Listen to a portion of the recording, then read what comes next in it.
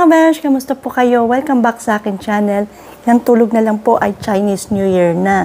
Nakapaghanda na ba kayo ng ampaw, yung mga malalagkit at matatamis na pagkain katulad ng tikoy at kakanin? At yung mga best plans for this Chinese New Year? Kung hindi pa, panoorin nyo ang video na ito.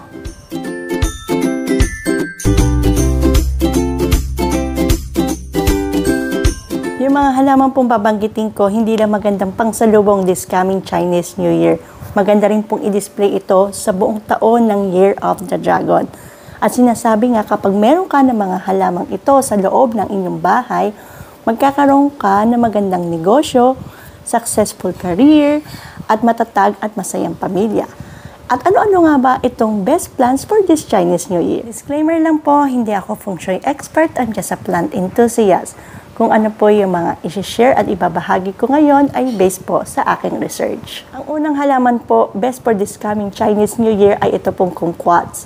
Ito pong kumquats ay very popular display tuwing Chinese New Year nga, lalo na sa bansang Hong Kong at Guangdong. Siyempre maraming Chinese talaga dyan kaya very popular to. At ito nga po ay sumisimbolo sa wealth at good luck. At based po sa aking research kasi nung una akala ko ket-ket po yung counterpart nito sa Pilipinas dahil wala akong makitang kumquats dito yung mga nagbebenta. So ang counterpart pala nito ay itong Philippine lemon. Yung Philippine lemon naman po, sa Tagalog po, ito po yung kalamansi. So kung meron tayong kalamansi at gusto natin makahatak ng swerte ngayong 2024 Year of the Dragon, magandang ilagay nyo po ito sa loob ng ating bahay. At kung gusto nyo po maging maswerte pa, mas maganda ilagay natin to sa southeast corner. Isa sa halamang magiging mabenta ngayong this coming Chinese New Year ay ito naman pong mga orchids. Ito pong orchids ay considered lucky plant at mapapansin nyo ito madalas nakadisplay sa mga mansion, sa mga mayayaman. Yun lang po napansin ko kapag ako'y nanonood ng mga vlogs na mga celebrity, ayan, mga talagang mga alta sa syudad, yung tinatawag nila. At tinitingnan ko ka rin kasi pag ako'y nanonood ng mga vlogs, kung ano yung mga nakadisplay nilang mga halaman. At ito nga po, ang madalas ko nakikita yung mga phalaenopsis. Tapos ang kulay po ng bulaklak ng mga phalaenopsis nila or ng orchids nila ay yung violet saka white. Kaya nag-research ako kung bakit ba yung orchids yung madalas ko nakikita sa mga bahay. At yun nga pala, dahil nga po ito ay considered na lucky plant. At ito pong orchid, sumisimbolo po ito sa fertility at abundance. Yung pala yun. Kaya pala ang daming nagkukulit at naglalagay sa loob ng ating bahay. Akala ko dahil sa mabangula at maganda sa paningin. At kung ikaw nga po ay gusto mong bumuo ng isang pamilya at nahihirapan ka magbuntis, maganda nga po maglagay sa loob ng ating bahay or kaya sa inyong bedroom. Dahil ito po ay makakatulong para ma-maintain yung harmony at maiwasan po yung pag-aaway niyong mag-asawa. Dahil sa makukulay na bulaklak, kaya naman ito ay na-considered na lucky plant for this coming Chinese New Year. Ito naman po mga bromeliad. Ito pong mga bromeliad ay kapamilya po ng pinya which is lucky fruit din. At ito naman po ay sumisimbolo sa good fortune. At ito marami ding variety at maraming iba't ibang kulay din ng bulaklak niya. Meron pa nga itong sobrang lalaki, meron ding maliliit. At magandang pan-display din to hindi lang sa loob ng ating bahay, kundi maganda rin itong gawing pang outdoor at pang mga pan-landscape. At ito po, pwede nyo po ilagay ito sa mga tuod, yan, o kaya sa puno, yan, attach nyo lang siya na may coco fiber. Huwag nyo po itong itatanim sa lupa o hindi, sa may soil kasi mamamatay po yan. Kasi ito lang ilalagay nyo lang po sa kukuhas, uling, yung mga bunot, yan lang po. At iwasan nyo rin yung sobrang pagdidilig kasi pwede rin po itong mabulok agad-agad. At mas maganda, huwag nyo din masyadong papaarawan. Kasi pwede naman po masunog ang kanilang dahon. Susunod na halaman po ay ito pong mga kalanchoe. Ito pong kalanchoe, marami pong klase. Merong red ang flower, may yellow, at meron din yung orange. Lahat po yan magaganda. Pero mas maganda kung igagawin natin lucky plant, ilalagay sa loob ng ating bahay this coming Chinese New Year, ay ito pong mga red ang flower. At ito pong mga kalanchoe, kilala po ito bilang Wanzi Jianhong. Ang meaning naman po nito ay thousand and millions of red and purple. At ito, sumisimbolo ito sa prosperity at wealth. At sinasabi nga, kapag meron ka sa loob ng bahay mo, ito ay magbibigay sa iyo ng buong kasaganahan itong buong taon na ito. At nakakatawa din kasi ito po mga kalonkawi, marami na rin nakakapag-pronounce ng tama. Kasi dati, puro kalanchoy lang yung mga numbers ko naririnig. Ngayon nakakatuwa kasi nabibigas na po ng karamihan ng tama itong halaman na ito. At ito pong kalonkawi ay, yun nga po, ang pag-alaga nito, hindi po laging dinididikan. Yan, kung kailan po dry na yung soil niya, doon lang po tayo magdidig. Kasi para itong succulent din, na hindi kailangan araw-araw ang didig. Dahil yung mga dahon yan, doon po sila nag-iipon ng kanilang tubig. So, drought tolerant din naman po itong mga kalonkawi. Yun nga lang po itong mga kalonkawi ay seasonal yung pamumulaklak nila. Mostly nag-i-start to ay, kung hindi po ako nagkakamali, October hanggang March. So ngayon may mga bulaklak, actually namulaklak na yung aking kalonkawi, yung mga pinapakita ko po dito sa video na ito. Yan, red yung color niya. At ang ganda po din nito, nakaka-excite pag alam mo ng season, yung hinihintay mo na yung pamumulaklak ng mga kalonkawi natin. Next plant ay ito naman po mga jade plant. Siyempre, hindi naman po mawawala sa ating listahan itong jade plant pagdating sa best plant for Chinese New Year.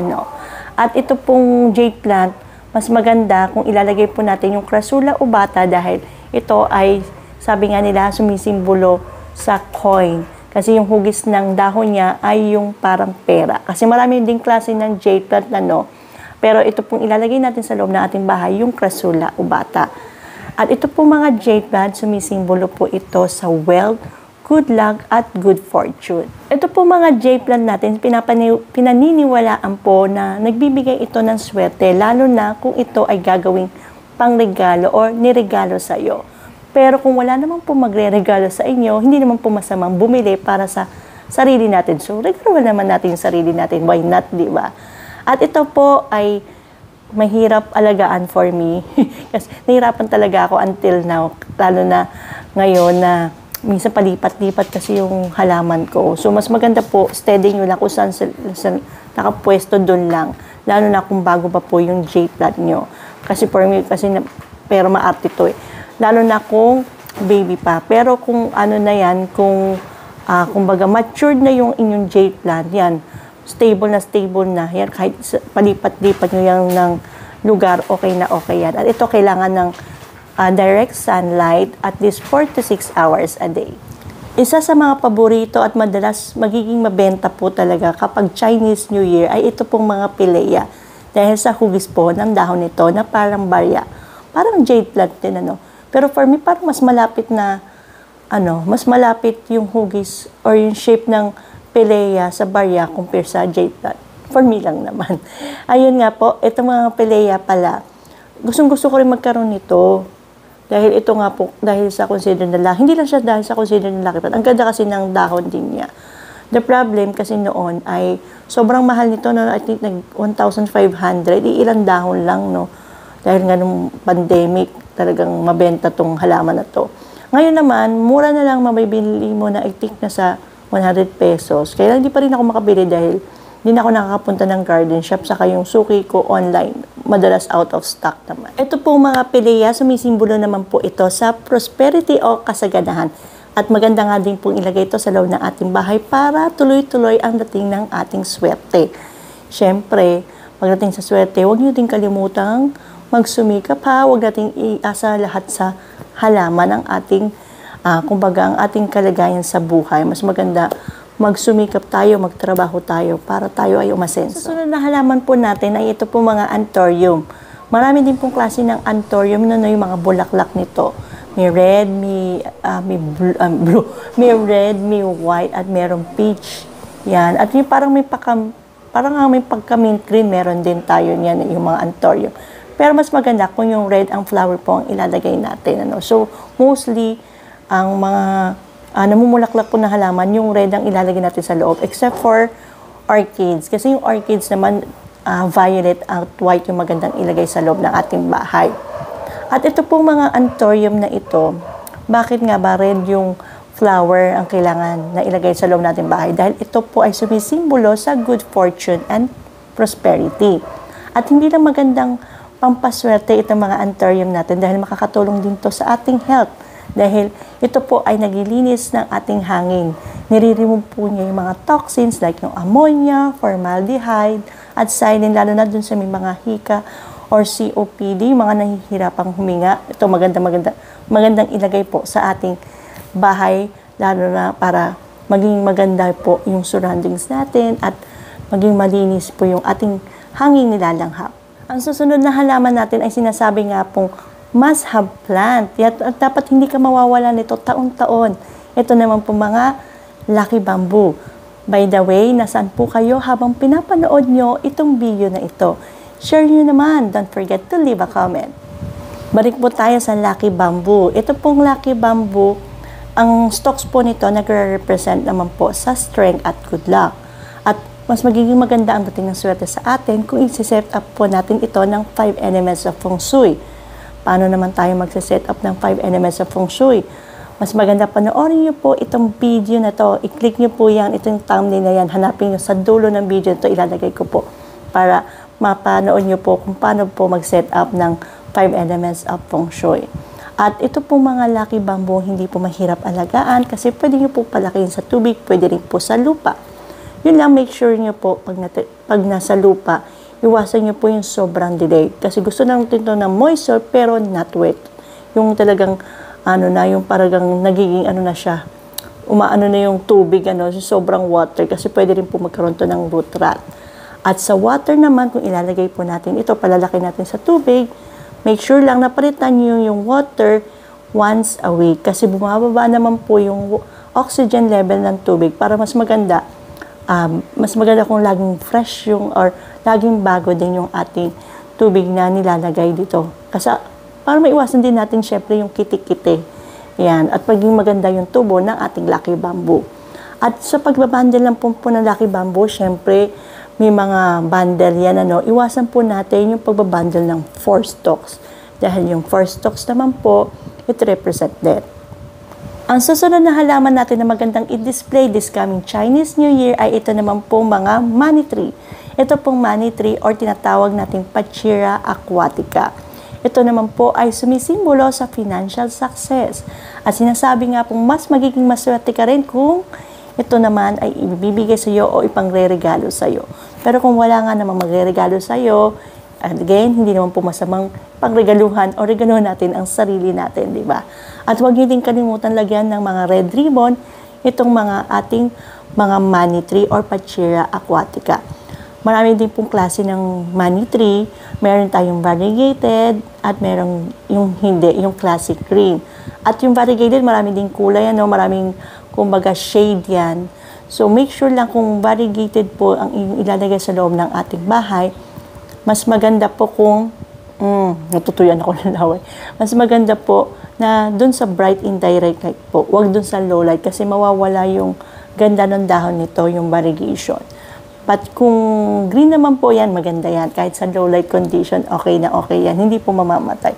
Yun lang, medyo, mapapansin nyo, medyo mabagal lang yung growth ng ating Pachira aquatica. Kung sa low light condition natin ito i-store o i-display. At yun nga, iwasan nyo din po yung laging dilig-dilig. Always check the soil. Kung yung half ng soil niya, kung doon lang po tayo magdidilig. Para po maiwasan natin yung pagkamatay ng ating mga halaman. Ang ating last plant ay hindi mo aakalain po na lucky plant. Ako din, actually nag-research ako, lucky plant pala siya.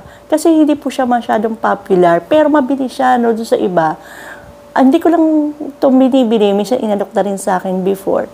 Kasi nga, parang ang pangit ng itsura niya. O, parang kung may iba ko kasi ako naiisip. Ang tawag ko kasi dito, lus-lus, pag nakikita ko po ito. Ito pong sinasabi kong lucky plant, ay ito pong mga pitcher plant. So, paano naman na-consider na lucky plant itong mga pitcher plant? Kung mapapansin niyo po mga kabesh, ito pong pitcher plant, yung shape po ng, yung bag niya, yung tinatawag kong lus-lus, huwag na tayong masyadong green, Pero yung talaga yung tawag kasi po ng iba eh. Ito pong, yung bag nga niya, para siyang bag of coin, bag of coin, bag of money. Kaya po consider, nabubula naman ako, kaya po consider to na lucky plant. Parang nag-iipon po siya ng swerte at yun nga, sa kanya, pag naipon niya yung swerte, saka naman niya i-distribute sa loob ng ating bahay. At hindi ko rin alam na pwede rin pala itong gawing indoor plant. Akala ko lang kasi dati, outdoor lang. Pwede pala siyang indoor. Kasi yung outdoor kasi, di ba, kumakain siya ng mga insects. So, paglalagay po natin to or gagawin natin indoor plant, itong mga pitcher plant, mas maganda dun sa malapit sa bintana kung saan nakaka-receive sila ng direct sunlight. Kasi ito po ay required ng 6 hours direct sunlight every day. Kayo mga besh, alin sa mga halamang nabanggit ko ang wala pa kayo? Wala pa ha? At kayo din ba ay nagsa-celebrate ng Chinese New Year? Share your opinion and thoughts with us. I hope nagustuhan niyo po itong video natin ngayon at sana huwag kayong magsawa sa pagsubaybay sa aking channel. Don't forget to like and share this video sa mga palantito at palantita dyan at mahilig sa paghahalaman. Until next time mga besh, bye and stay safe and happy!